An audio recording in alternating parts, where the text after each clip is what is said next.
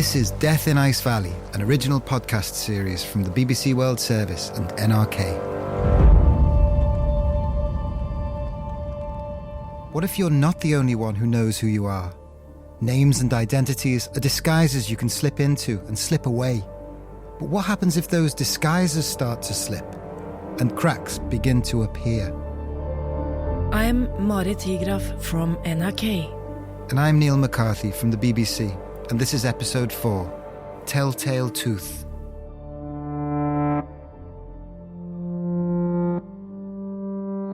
The Isdal Woman, whose burnt body was found on a mountainside near the Norwegian city of Bergen, was not just called Fenella Lork as we originally thought she was, but she had at least 7 other identities. What were the names and the nationalities? You've got the hotel registration cards here, Marit. Yes. What names did she go under? She had quite sophisticated names, actually. I would say so, at least. Like Alexia Zarna Merces, Geneviève Lancière, Elisabeth Leenhofer.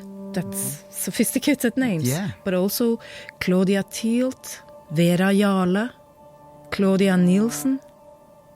And later in the investigation, they find out that she also stayed at a hotel in Paris under the name of Vera Schlossneck.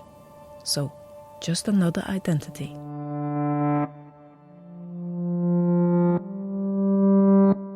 Fenella Lork was a Belgian made-up identity. What about these?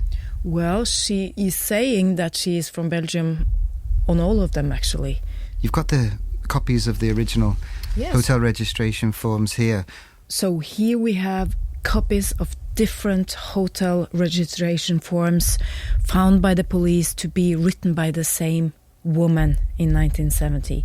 And they are from different hotels in Norway, different cities, with different identities. But again, handwriting experts concluded they are written by the same woman.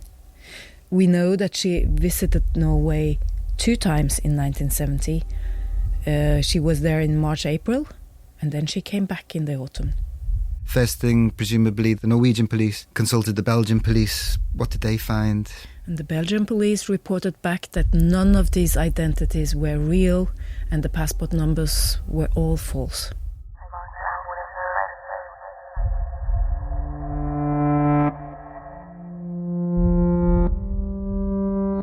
Here we have the first one, Alexia Zarna Merces, but this is written in German, so I don't understand it. Yes, that's significant. She writes on most of the hotel cards, she is using German. Even though she she's writes. saying she's Belgian. Yes. We can see here she fills in the date of birth. Here she says she's born November 1943. It changes a little bit. Somewhere she puts in 1945, somewhere she puts in 1942. Which would make her between 25 and 30 in 1970, yeah.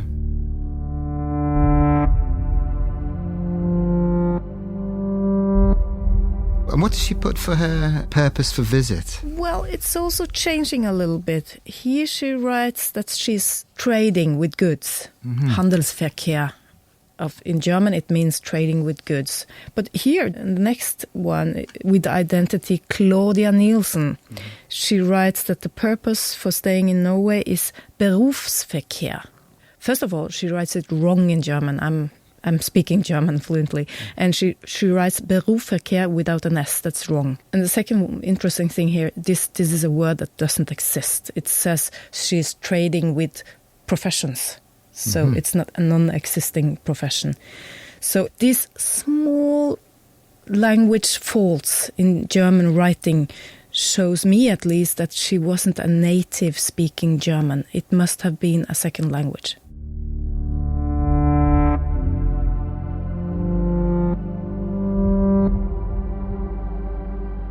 Who else have we got here? We've got Claudia Nielsen, then we've got Claudia Tielt. Place of birth, Brussels. She's born in 1943 and she says her occupation is that she's handling antiques. An antiques dealer. So it points towards, trades or business, at least in what she writes. And purpose for visit here? Tourism. Tourism. Mm-hmm. Aha, okay. She also writes on the different cards. She has to fill in the question, where did you last time stay and what's your next stay? And here it says, for example, my last stay was in London. Interesting. My next stay is in Oslo. Yeah. Okay, so she's This come one, from London. she says last day was Brussels. And next day is Trondheim, a city in Norway. So these are her roots. It's hard to know at this stage what's true and what's false in this information on the cards, but it certainly gives a sense that this was a woman who travelled around a lot internationally, not just within Norway.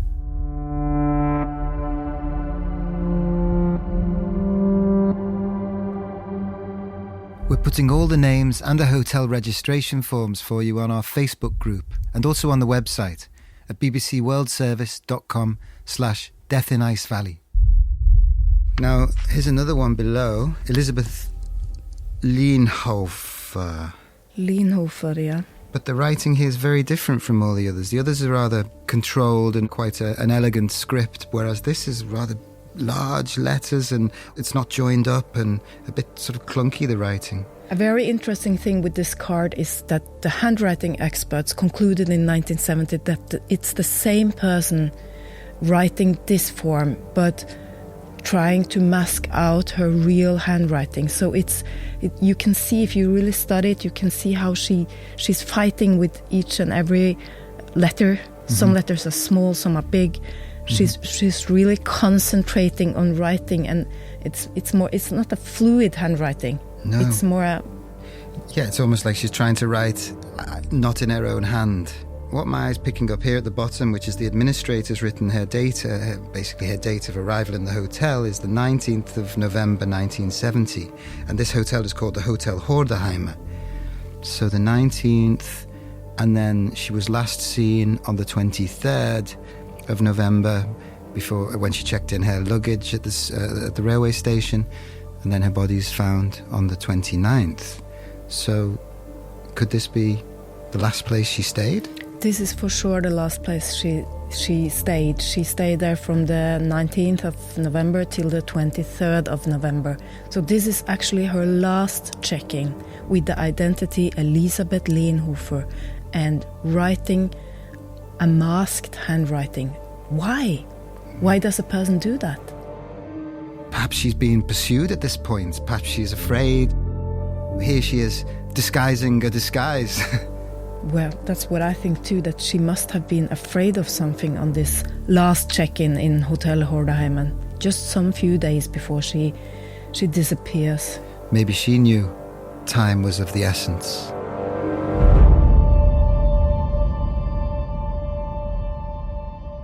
How does somebody get hold of so many passports if they aren't a spy or a criminal? I mean, it's really hard to get solid documents. Yes, so suddenly the police were presented with not just a possible murder case, but something much bigger, possibly involving espionage or organized crime.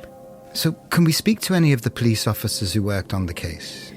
Carl Halvor Aas, who took us up to the crime scene at Ice Valley, didn't remain on the case, and most of the other officers have died, unfortunately. There is somebody else, though, who was close to the police during this period and is a very important witness to events. He's not in Norway, though. He's somewhere much warmer. Oh, yeah? He's in Spain. You'll have to meet me there if he's willing to meet us. I love Spain.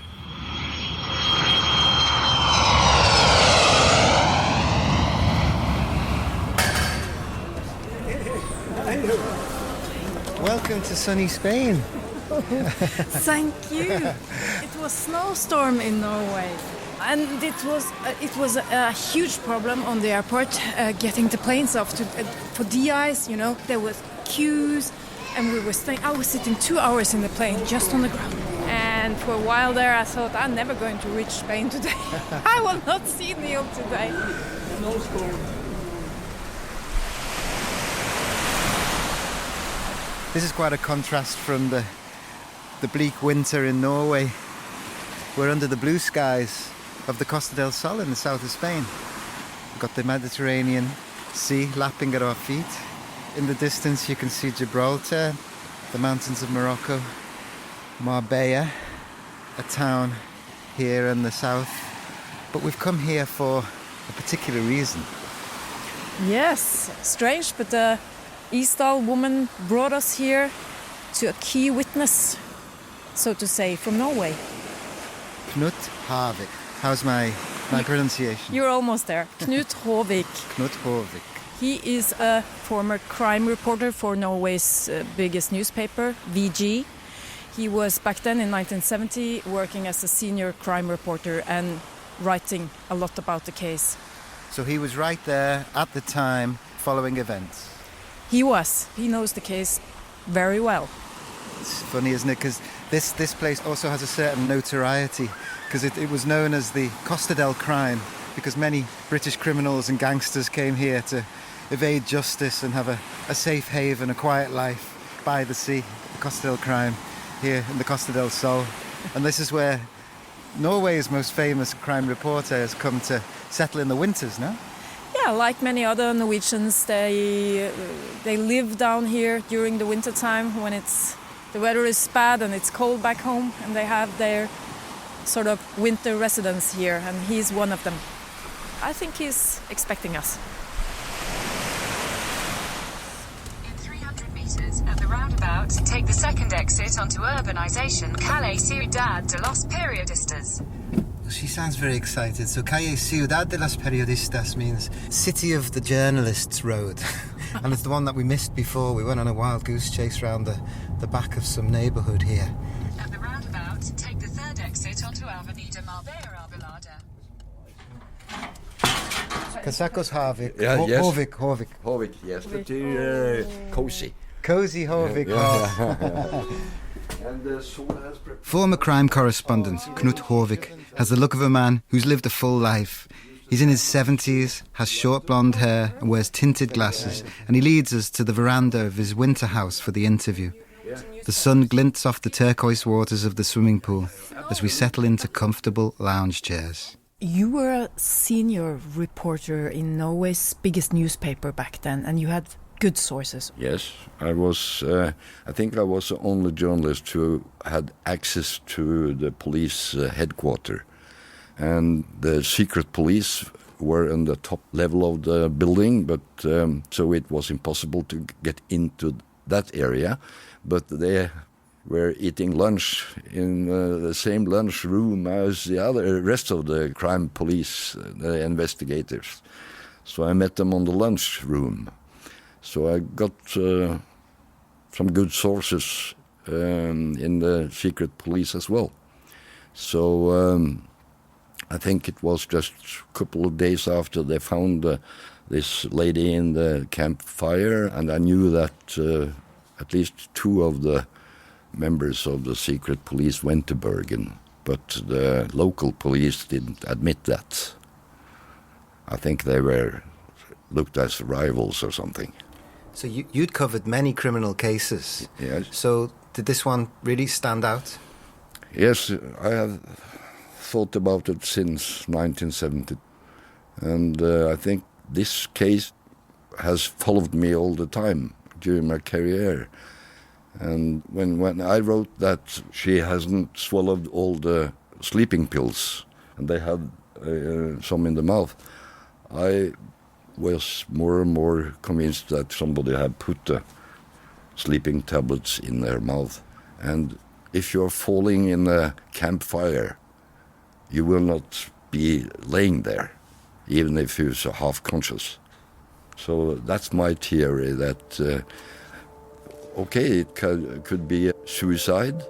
She tried to get off the hook from the organization she worked for, or she has been murdered. I today believe that she was murdered because I think the pills were forced into her.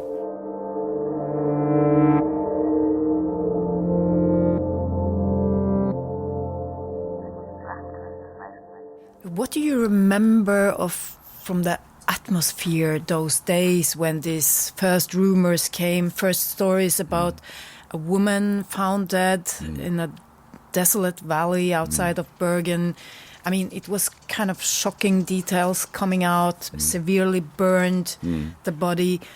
What do you remember about? I mean, people must have been talking about this case, and police were talking about this case. I and a lot of my colleagues thought it was a spy case.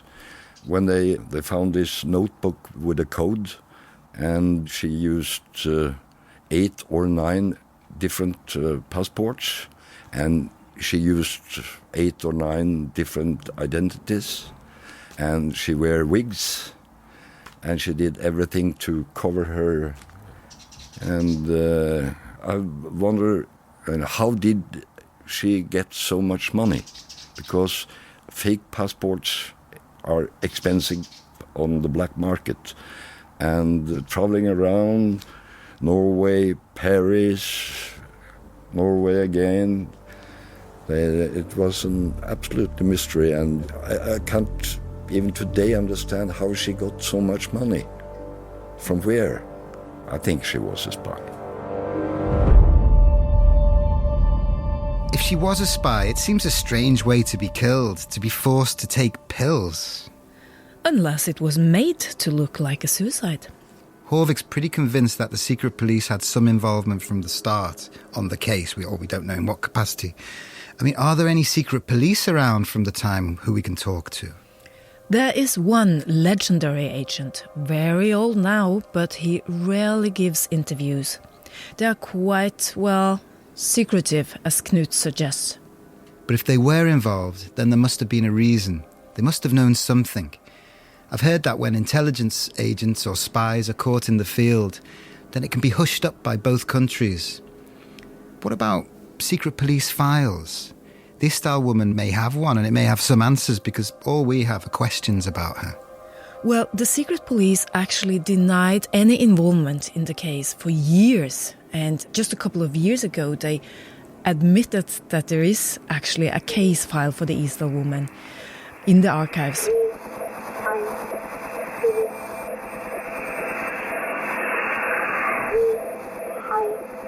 One of the things that got me most excited when the police opened the suitcases in Bergen railway station, amongst the wigs and the clothes without labels, were these, what they called code notes. And we've got a copy of the code note in front of us here, which is all handwritten. Yes, this is a copy of the original note from the suitcase.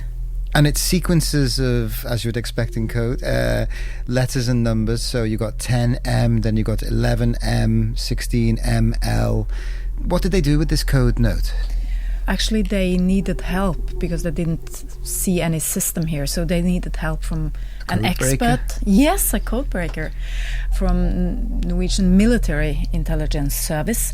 And he didn't spend much time on it. He cracked them quite quickly. What was he able to see here? What was going on in these codes? He managed to see the pattern, and that these numbers, the first row, means a date. For instance, 11th of, then comes an M. Mm-hmm. M could be March or it could be May. And interesting enough, March, May, all months are the same first letters in German, English and also Norwegian.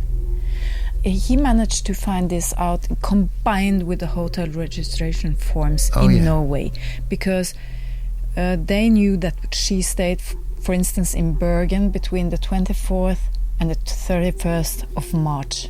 So then he managed to see, 24M, 31MB, meaning this is her stay in Bergen, B for Bergen. And that matched the registration card. That matched. It's written out. It looks to my untrained eye like a code, but it's more it's more a sort of personal shorthand note of where she's been, a record.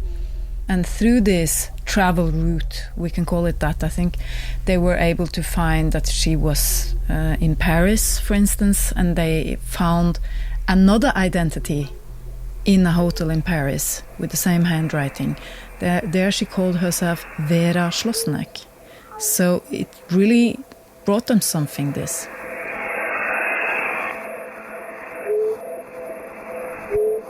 And did he find anything more difficult to crack? I mean, there is some strange configuration of numbers and letters here at the bottom.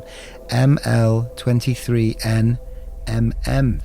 Well, he didn't manage to crack that last one. So I'm not a code breaker, but for me, this is an interesting one because 23 is the last day she was seen alive. 23N would be 23rd of November. So if this follows the same system, 23N means the last day she's seen alive and the day that she leaves the hotel in Bergen. So what then does ML at the start mean and MM at the end mean?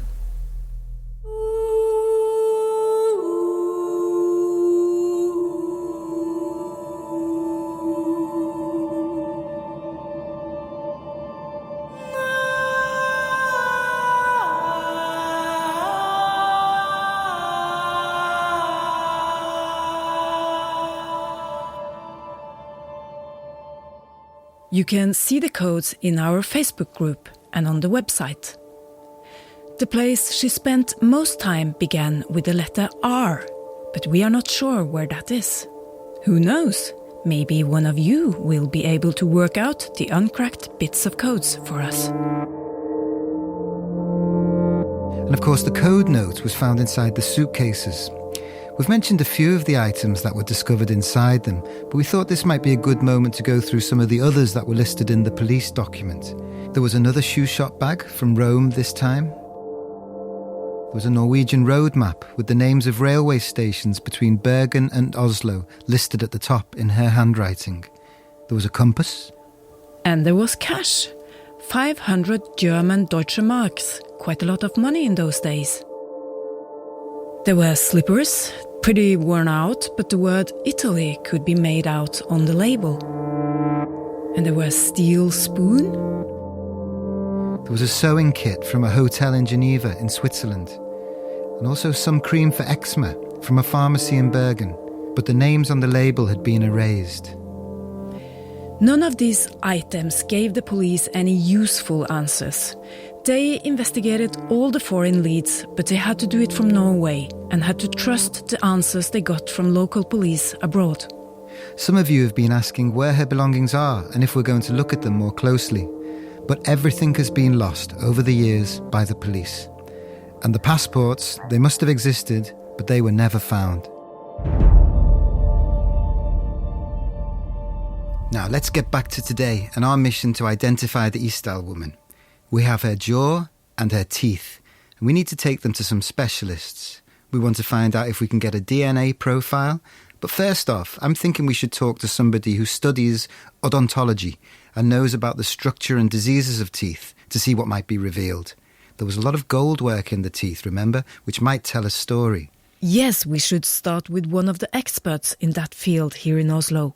Professor Higraff works closely with the identification team of the Norwegian National Police. In this box, I've got the jaws from this woman, which has been preserved. I got an upper and a lower jaw. What strikes me when I look at it is that it has got a lot of gold work, and she has got extensive dental treatment, but that is what I would have expected in 1970.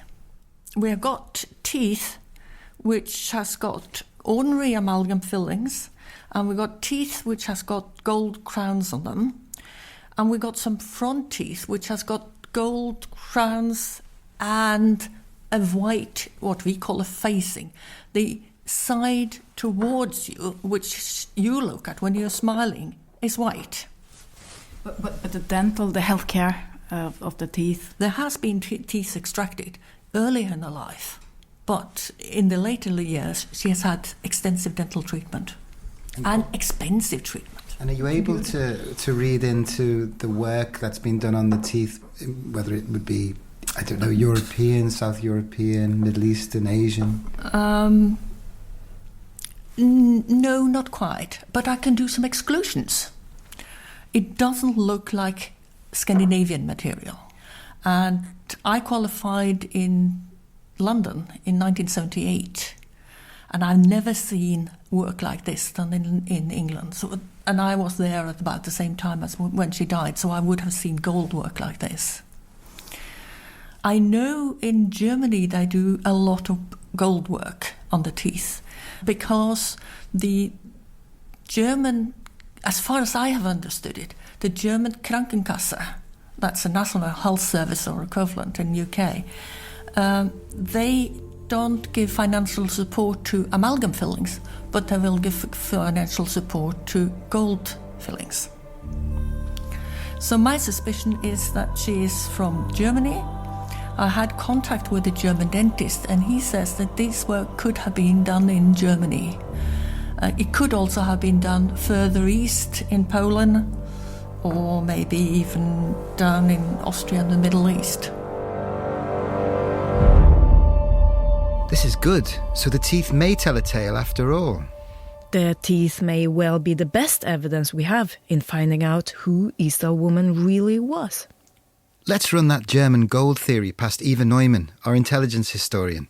Well, that's a typical East European thing to have gold in your teeth. And it was not unheard of in Norway. You know, my mother was a dentist, and sometimes she would make one of these fillings of gold.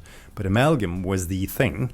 So you would have these black things that are now sort of out of fashion. You know, now we would have sort of white plastic instead, much nicer.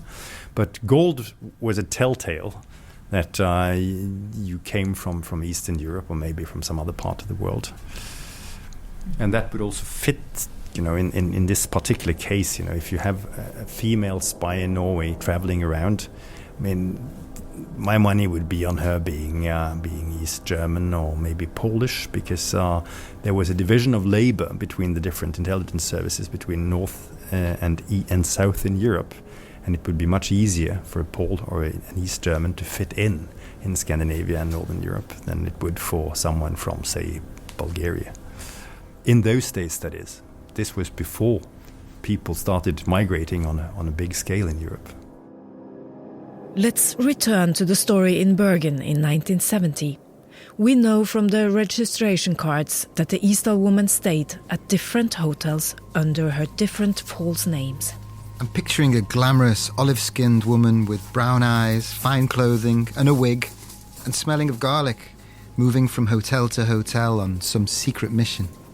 Yes, the police went into each hotel to talk to staff to try and find out what she was up to.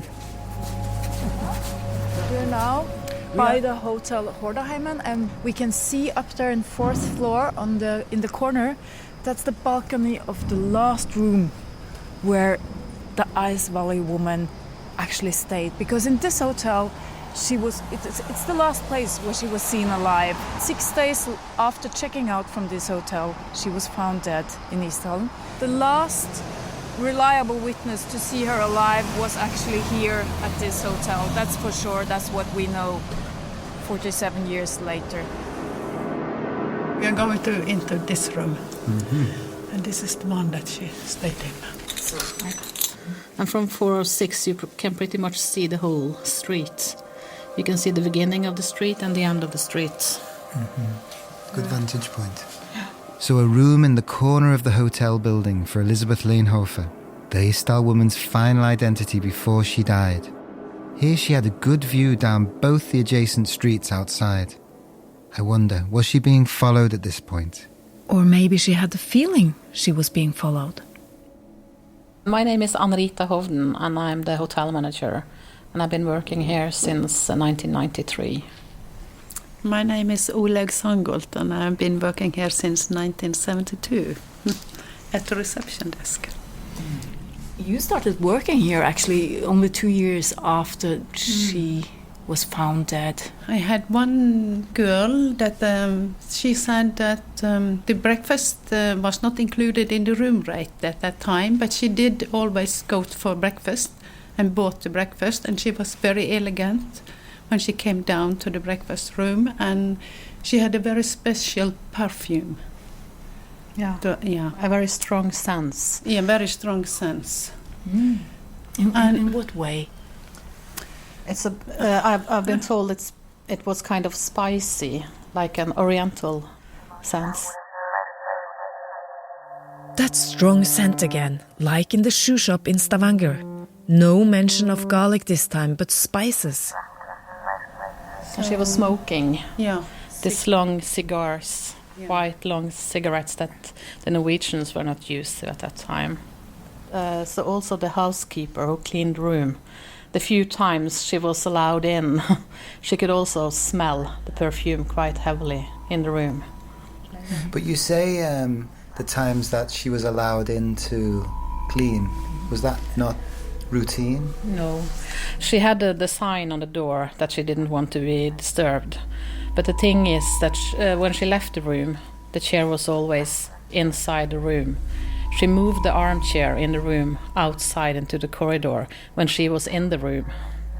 But when she was away, the chair was in the room. So when the chair was in the room, the maids went in to give her new towels and so. They were probably not allowed to do it, but they did it anyway. Yeah. So it's kind of interesting how she moved the chair around. Just to be clear, so the chair was outside when she was in? Yeah. And inside when she was out. And just out in the corridor? An armchair? Yeah. This is, I mean, they're quite big armchairs. Yeah. Like a signal of something, or? Yeah, that was I thought as well, yeah. Like a signal, yes. Yeah. And nobody was bothered about that? That was just, okay. I don't think so, no. Found it strange, of course, but she was a bit strange, a bit different. Yeah. Yeah. And then she left this hotel and was never to be seen again before they found her dead. The story tells that our receptionist called her a taxi, and that the taxi came, took a U-turn in the around the corner from the hotel, and then stopped in front of the building, and she went in. So here was a woman who certainly behaved strangely in the Hotel Hordaheimen, moving the furniture outside the room, getting plenty of attention from the staff. And again, I think back to her hotel registration card from this very hotel, where her handwriting went from the rather controlled, elegant handwriting to a sort of very strange, erratic scrawl almost, like her disguise had slipped or something in this hotel. Feels like something wasn't quite right for her. I still can't help but think that's unusual behaviour for a spy who's supposed to blend in and be inconspicuous. She seems to be getting far too much attention. I mean, I know about the wig and the disguises and the many names, but the spy theory does also sound a bit speculative at the moment.